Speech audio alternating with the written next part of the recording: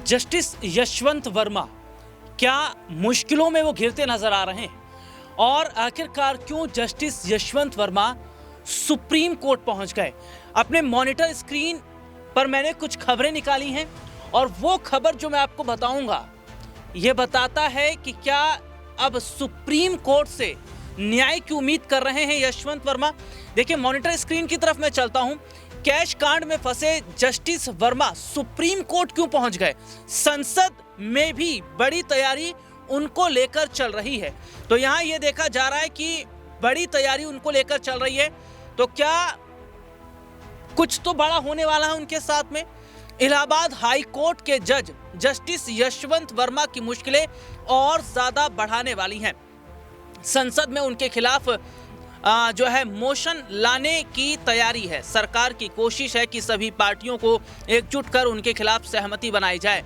इस बीच जस्टिस वर्मा ने supreme court में याचिका दाखिल की। उनकी तरफ से मांग की गई है कि जांच कमेटी की जो रिपोर्ट सामने रखी गई है उसे अमान्य घोषित कर दिया जाए। जस्टिस वर्मा का तर्क है कि जांच कमेटी ने एक बार भी ठीक तरीके से उन्हें अपना पक्ष रखने की अनुमति नहीं दी। एक निश्चित सोच के तहत काम किया गया और फिर निष्कर्ष में भी निकाल दिया गया। निष्कर्ष भी जो है वो निकाला गया है। और देखिए, जस्टिस वर्मा के मुताबिक जांच कमेटी ने उनसे उम्मीद की कि वे इस बात को साबित करें कि कैश आखिर उनका क्यों नहीं है। अब इस बीच देश की संसद जस्टिस यशवंत वर्मा के खिलाफ कोई बड़ा एक्शन ले सकती है। केंद्रीय मंत्री किरण रिजिजू ने खुद इस बात की पुष्टि की है। उन्होंने कहा, सुप्रीम कोर्ट या फिर हाई कोर्ट के किसी जज को अगर हटाने की बात है तो इसकी ताकत देश की संसद के पास है। और क्या यही वजह है कि वो सुप्रीम कोर्ट का जो रुख है वो करते नजर आ रहे हैं? क्या यही वजह है कि वो सुप्रीम कोर्ट की तरफ देख रहे हैं? हालांकि देखिए, जस्टिस यशवंत वर्मा जो कि इलाहाबाद हाई कोर्ट के जज हैं, उन्होंने अपना पद नहीं छोड़ा, उन्होंने पद से इस्तीफा नहीं दिया। उन्हें पता है कि जब तक वो कुर्सी पर बैठे हैं उनके खिलाफ कोई बड़ा एक्शन नहीं लिया जाएगा, लेकिन जैसे ही वो कुर्सी छोड़ेंगे उनके खिलाफ बड़ा एक्शन लिया जा सकता है। तो ऐसे में सुप्रीम कोर्ट से जो गुहार वो लगा रहे हैं या सुप्रीम कोर्ट की तरफ देख रहे हैं, क्या वहां से उन्हें राहत मिल पाएगी? हालांकि इस पूरे मामले में हमने देखा कि किस तरीके से एक बड़ी भारी संख्या में नकदी उनके घर से बरामद हुई, जिसका कोई हिसाब किताब नहीं, जिसका कोई ब्यौरा नहीं है।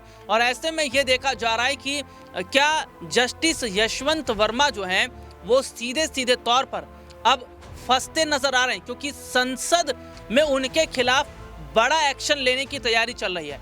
और अगर संसद में उनके खिलाफ बड़ा एक्शन ले लिया जाता है तो क्या जो जस्टिस यशवंत वर्मा है उनके खिलाफ उनको बड़ा जो है यहाँ झटका लगता नजर आएगा? तो क्या उन्हें अब अपना जो जज है, जज की कुर्सी जो है वो भी छोड़नी पड़ सकती है? क्योंकि देखिए, वही बात मैं बार बार कह रहा हूँ कि उन्होंने अपनी कुर्सी नहीं छोड़ी है, क्योंकि उन्हें पता है कुर्सी छोड़ेंगे तो वो पूरी तरीके से फंस जाएंगे। लेकिन अब संसद के द्वारा जो कानून बनाया जाएगा या जो संसद के द्वारा कदम उठाया जाएगा उनके खिलाफ में, तो क्या माना जाए कि भले ही सुप्रीम कोर्ट का वो रुख करते नजर आए, लेकिन जो एक्शन उन्हें संसद के द्वारा लिया जाएगा, जो कि पूरी तैयारी भारतीय जनता पार्टी की तरफ से है, मुश्किल में वो फंसेंगे। और क्या यही वजह है कि अब वो सुप्रीम कोर्ट की तरफ गए हैं? अब वहां से राहत मिल पाएगी या नहीं मिल पाएगी, एक सवाल है। लेकिन क्या कैश कांड में फंसे जस्टिस यशवंत वर्मा जो खुद को बचाने की कोशिश कर रहे हैं, क्या वो खुद को बचा पाएंगे या नहीं? और अगर संसद के द्वारा कानून लाया जाता है तो क्या उन्हें जो कुर्सी है वो अपनी छोड़नी पड़ेगी?